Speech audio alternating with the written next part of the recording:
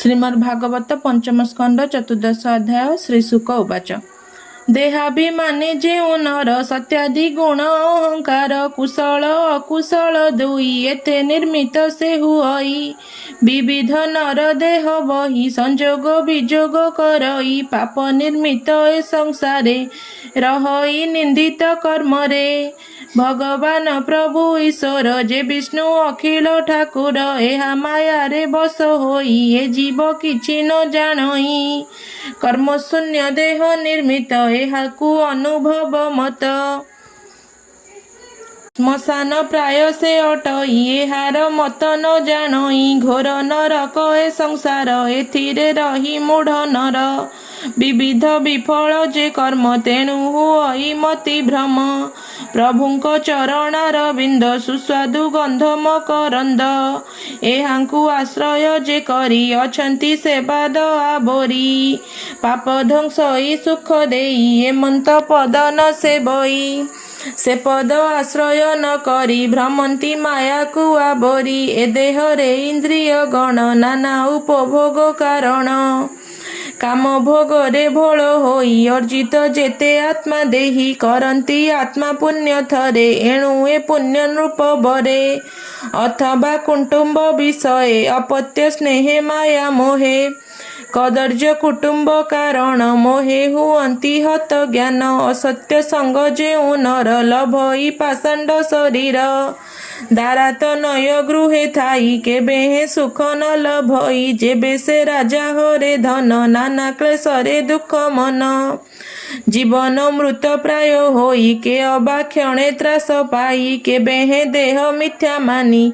निवर्ती मन नुहे प्राणी निद्रारे स्वप्न प्राय करी तत्क्षणे पुणी से पासरी जे धरे देह गृह श्रमे जन्म लभई माया भ्रमे पाप नले देह धरी नित्य भ्रमई कर्म करी लौकिक व्यसन निमित्त क्षण क्षण के दुख चित कंटक दुर्गम पर्वते नित्य भ्रमई दृढ़ चिते श्मशाने सब प्राय होई सुख दुख को न जानई दुर्गम द्वंद्व दुख हरि उनिद्र भाव को आचरी व्यथित हृदय को पाई अन्न जे सने कष्ट देई अज्ञान भाव पाप चिते तमे पड़ई प्राणी अंते केबे हे न करे प्रधान शोकामे हरे प्राणी मन स्वामी रे द्रोह चिंता करे दुर्गम नरक आबोरे एमंत आत्मा कर्म फले प्राणी भ्रमंती ए शयले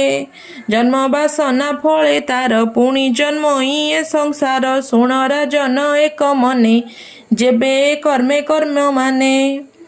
छेदंती हरि आश्रे करी तेबे से भबु जानती तरी केबे हे नाना मते बादे दैवर विभूति संपदे केबे हे हृदय न चिंतिब विष्णुर पादे मन देव अन्यर धन अन्य नेई प्रभावे कर्म न जानई ए जे संसार घोर पथ नाना उपसर्ग सहित एहा आश्रय करी प्राणी ए सर्व अनुभव जानी सकल भादी मोह मान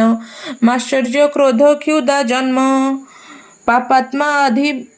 पापात्मा आधि व्याधि जेते जरा मरणादि सहिते देव माया रे मोह होई नारीर बस भाव बही अमृत लतारे बंधन तही रे मन हुए छन ता अवलोकने विहार तेणे आसक्त मूढ़ नर सुत दुहितार वचने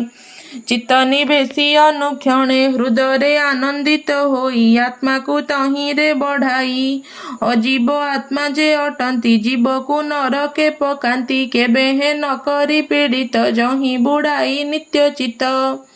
जाहार काल चक्र करी आत्मार शत्रु को निबारी सकले बसटी जाहार एमंत प्रभु जे ईश्वर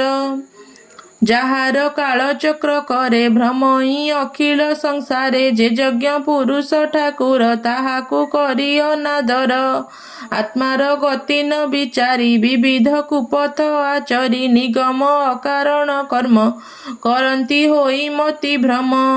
पाषांड भावरे विदित आत्मा को करंती वंचित मैथुन भाव अनुक्षणे आकुल कुटुंब पोषणे ଅଜ୍ଞାନ ପାଷାଣ୍ଡ ବ୍ୟବହାରେ ନିରତେ ବିଷୟ ବିହରେ ଅତି କୃପଣ ବୁଦ୍ଧି ହୋଇ ଅନ୍ୟାନ୍ୟ ସ୍ନେହ ଭାବ ବହି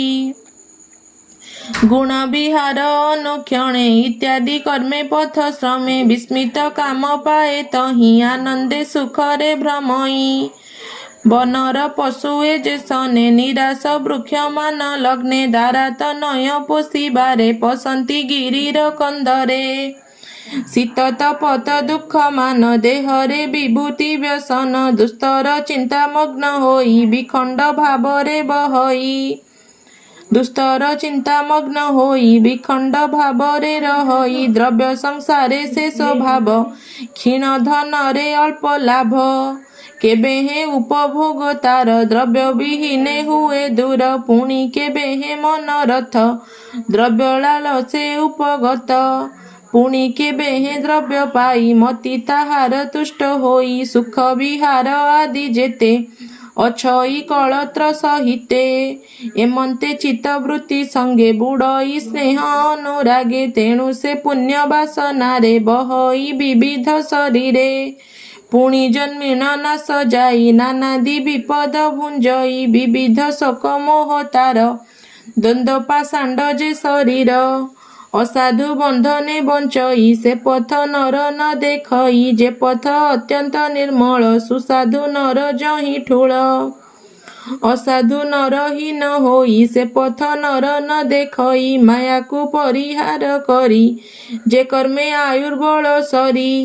ଆପଦୁ ନରକ ବିମୁକ୍ତ ଯାହାକୁ ଭାବନ୍ତି ଜଗତ ଅଗ୍ରତ ରାଜା ଋଷିଙ୍କର ପଥ ଯେ ଅତି ଅଗୋଚର ପ୍ରାଣୀର ମନରଥ ପଥେ ଅଗମ୍ୟ ଅଟଇ ଯୁକତେ ଗରୁଡ଼ ପତି ବ୍ରହ୍ମା ଯହିଁ ସଚିତାନନ୍ଦ ରୂପ ତହିଁ ଦୁହିତା ସୁତ ରାଜ୍ୟ ଧନ ଯେଠୁ ଦୂର କରେ ମନ